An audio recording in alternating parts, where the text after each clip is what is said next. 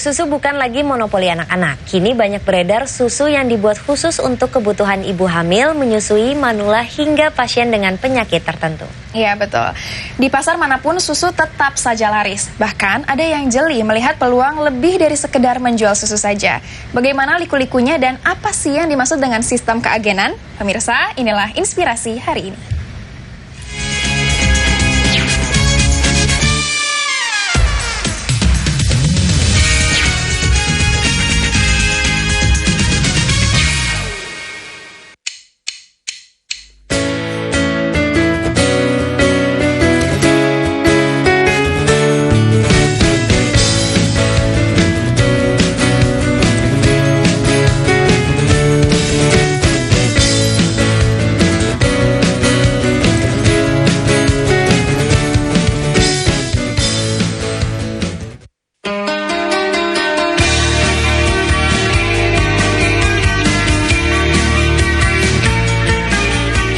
Susu sudah menjadi kebutuhan penting bagi masyarakat.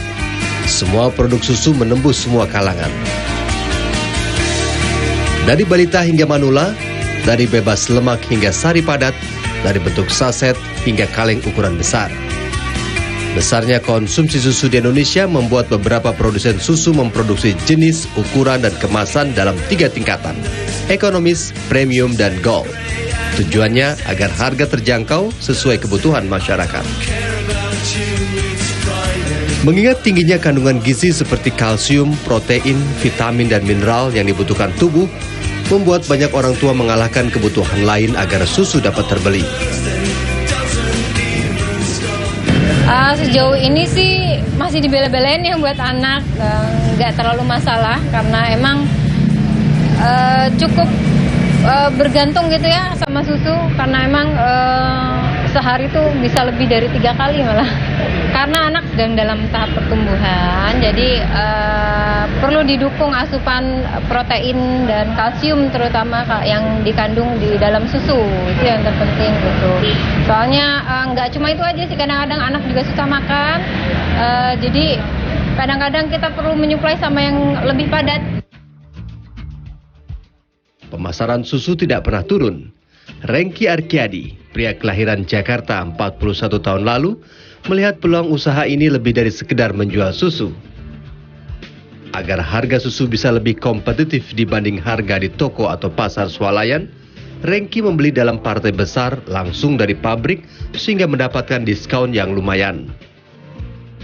Untuk memperluas pemasaran, bapak 3 anak ini menjalin kemitraan dengan toko, kios, apotek, koperasi, dan swalayan dengan sistem keagenan.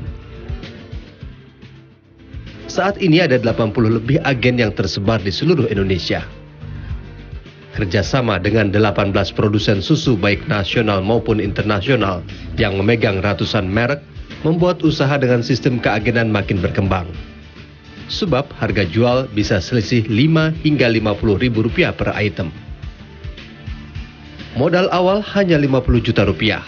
40 juta diberikan dalam bentuk produk dan 10 juta untuk biaya pelatihan, promosi, dan hak merek dunia susu. Tidak ada biaya fee, waralaba, dan sebagainya. Bahkan, barang tidak laku pun dapat kembali uang. Pertama saya lihat susu ini adalah kebutuhan pokok dan pembelinya adalah royal, dalam arti pembelinya setia. Setelah mereka tahu bahwa harga dunia susu agak murah dibandingkan supermarket dan kita punya kualitasnya bagus dan ada jaminan kalau barang rusak atau apapun juga, itu mereka belanja di kami. Dibantu beberapa profesional, usaha ini memperoleh omset sebesar 700 juta rupiah per bulan.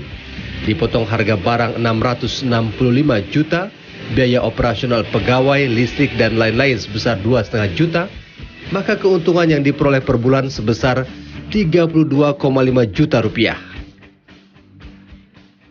Meski harga susu bisa naik dari pabrik 3 hingga 4 kali, namun prospek penjualannya tetap bagus dan menguntungkan. Anda berminat menjalin kemitraan menjadi agen susu? Reni Hamid, Bambang Sudarso, TPI Bekasi melaporkan.